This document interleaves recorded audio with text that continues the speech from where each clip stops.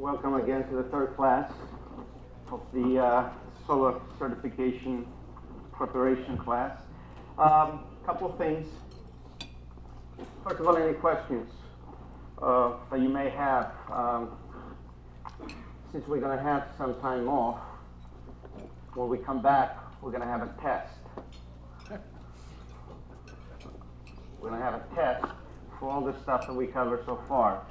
You may think that you haven't learned much, or you have learned a little bit and so forth. I'm going to have a whole set of questions that pertain to the stuff that you already heard. And they can be quite a bit. So I'm going to have a test for that. I'll put it up on the board and we can go over it up here. What else? A couple of things for some of you who are interested in going into the business. The first thing that I suggest is a document by New Jersey's Clean Energy Program. It's called the Renewable Energy Incentive Program Guidebook. If some of you are interested in going into this kind of business, this is the book that you must read. It's not an easy reading, but you have to read it about at least 3-4 times.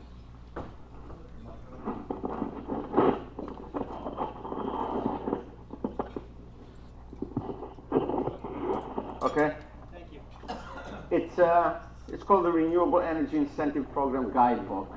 If you go to New Jersey Clean Energy, you look it through, you can download it, you can print it. There's quite a bit of information and it's constantly updated. This is a January 2009 version. But if you decide to go into this business, this is the first thing you got to start with. Okay? We'll talk about it a little bit towards the end of the course. And I'll go through some of the steps that is required for it.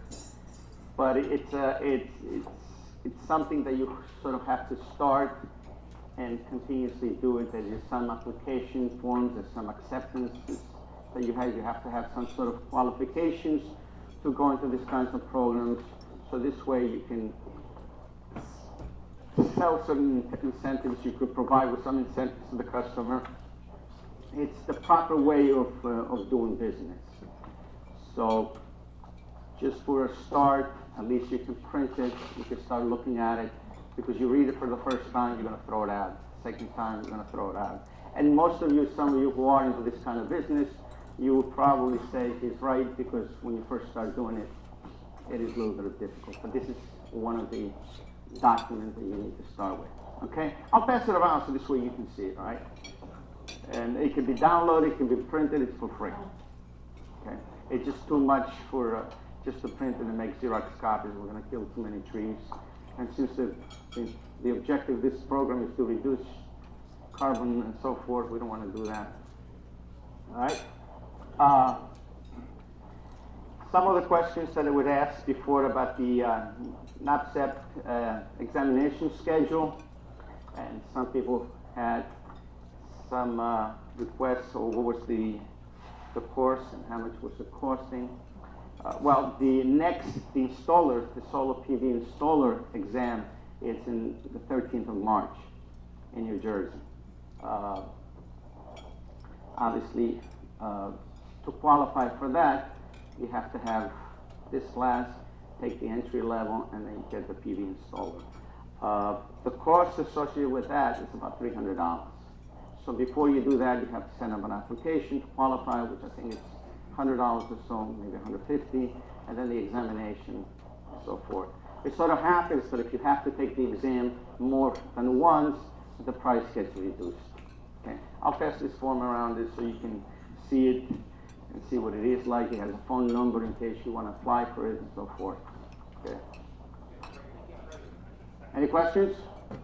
What's the next one? Excuse me. What is the next one? If the next one coming up is... They're giving it twice a year.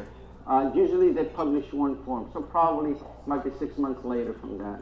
I'm not exactly sure, but if you want, they give it all over the United States. So they give it in New York, and it's always given at the same time. If any of you are interested for the solar thermal examination, this is given in September for the solar thermal. I'll pass this thing around so you can jot down the telephone number. It has a telephone number and so forth.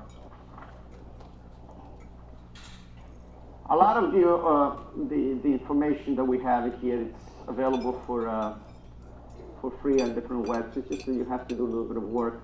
I'm going to show you some of the areas that are useful type of information. But the key thing, because I don't want you to spin your wheels around looking for information all over the world, is just read the book. I mean, the book will give you all the fundamentals that you need to do what you need to do, and just follow through, and that's it. In the end of the book, it has a list of questions and objectives that has to be met. If you understand those, then you're fine. If you don't, it always has a reference to go back. You're not going to find that, well, you're going to find plenty of books, but this is a good book to get started with in this kind of business. I know from some point some of you get a little bit questionable when we're going to get into the meat of the program up here to talk about solar things. We're getting there. Today we're going to talk a little bit about different types of configurations, a little bit about the types of components that we have. Starting next week, or the following class, we're going to start actually doing code calculations design. So you may want to bring a pad, calculator, and a pencil with a big Pangarosa eraser in the back of it for making mistakes. All right, so you're going to need that, and we're going to invent together some of the math associated with the PV systems. All right? Any questions? So bear with me a little bit more, because that's where we're standing at the present time, and like I said, the following weeks they're going to be mostly design, calculations, questions, code issues, and stuff like that. All right? Now, any questions so far? As we talk through it, I'm going to pass some instrumentation around so you can look through it. By this time, if some of you, and if you have looked in the book, by the way, not joking around, I mean, have you opened the disk? Have you really, because what happens is, you got to take that disk out, put it in your computer, click on it, see if you can open it.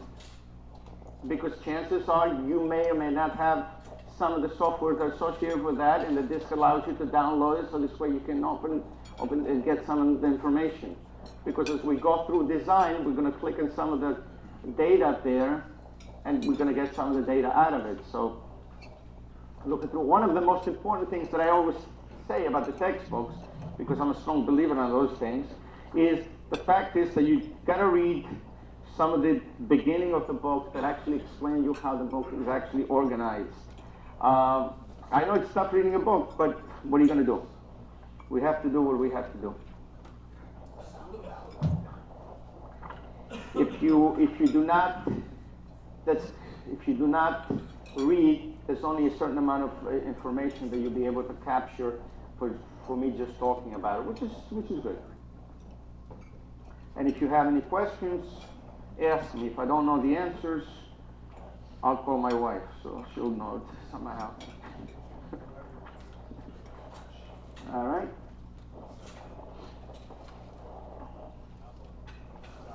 Any questions? What are we planning to do? Any questions? What are we planning to do? Today, I'm going to cover pretty much chapter 3, 4, and probably try to get into chapter 4 if possibly on the book. A couple of things. You should get yourself a highlighter or some sort of a different pencil and highlight some of the areas that you see that they're important.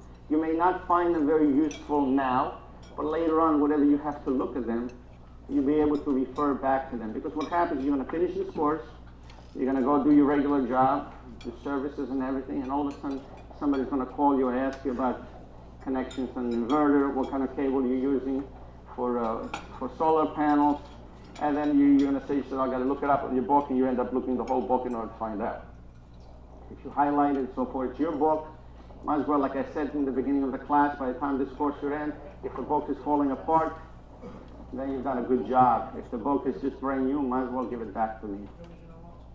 Because it's really, you haven't benefited out. Every time I teach a course, I take a brand new book myself and I mark it as I read it.